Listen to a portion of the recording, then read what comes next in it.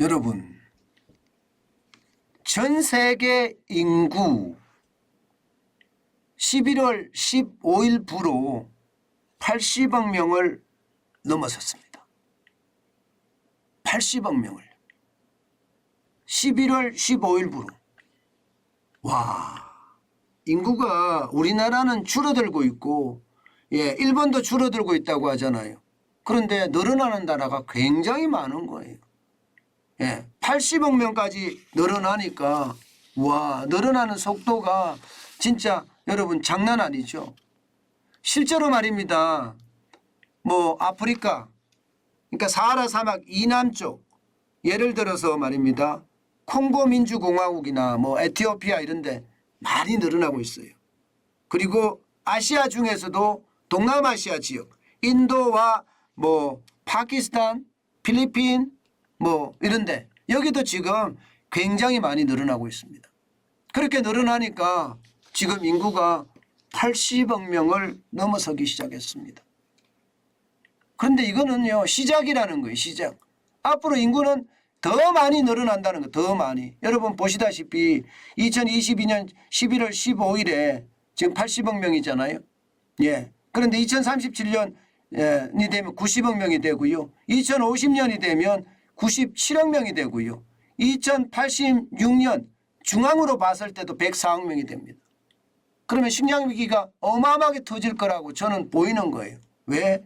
여러분 지금 80억 명인데 지금 2021년 기준으로 80억 명보다 적죠. 그런데도 불구하고 세계 기아 인구수는 7억 7천만 명이에요. 7억 7천만 명.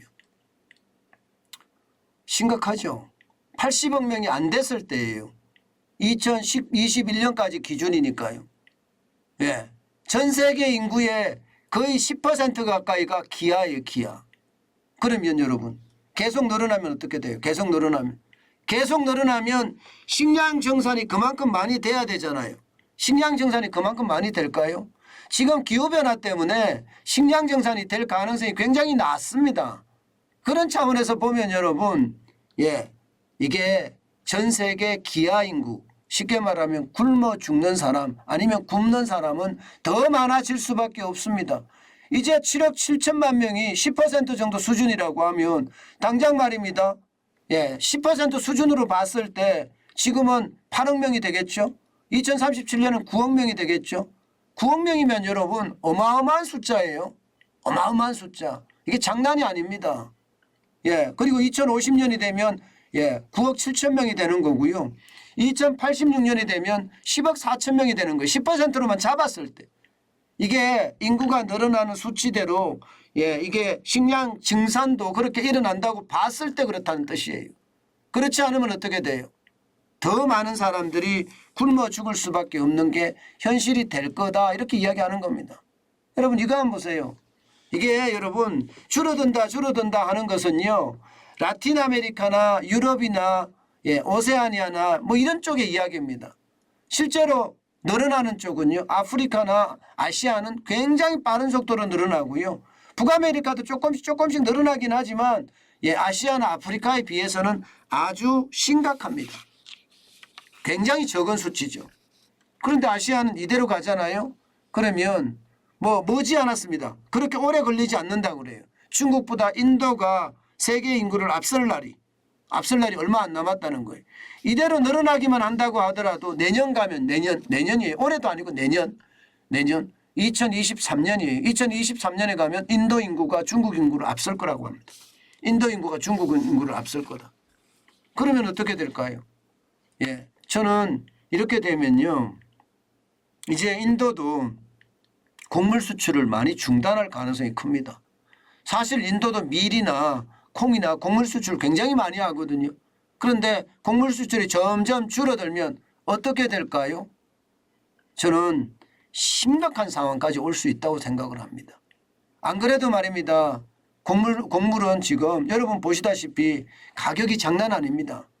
지금 여러분 10월 달에 세계 식량 가격 지수가 보면 135.9입니다. 이게 낮은 것 같죠? 낮지는 않습니다. 100의 기준으로 봤을 때 135.9면 곡물이든 유지류든 지금 다 비싸다는 거예요. 다 비싸다. 그런데 이런 상황에서 인구까지 늘어나는데 그럼 더 올라갈 가능성 크겠죠. 저는 그런 생각이 많이 들더라고요. 저는 우리 대한민국 정부가 저출산 대책 굉장히 빠르게 세워야 된다고 생각을 해요. 그러는 한편 말입니다. 곡물 자급화, 식량 자급화 속도도 옛날보다는 굉장히 빠르게 가야 된다고 생각합니다. 지금 다른 나라들보다가 더 빠르게, 우린 땅이 좁고 단위 면적당 사는 사람이 굉장히 많잖아요. 인구수가 굉장히 많습니다. 단위 면적당. 그러면 스마트 농법을 도입을 해서 스마트 농법이 대세가 되게끔, 도시농부가 대세가 되게끔 만들어주는 것, 저는 이런 게 굉장히 중요한 요소라고 생각을 해요. 지금 말입니다. 그렇지 않으면 이게 세계 식량 위기가 막상 닥쳤을 때 우리가 이게 대응할 수 있는 수단이 없습니다. 대응할 수 있는 수단. 그래서 저는 다시 한번 도시농부라는 스마트 농법이라는 그런 구조를 가지고 농업혁명을 다시 한번 이루어야 된다.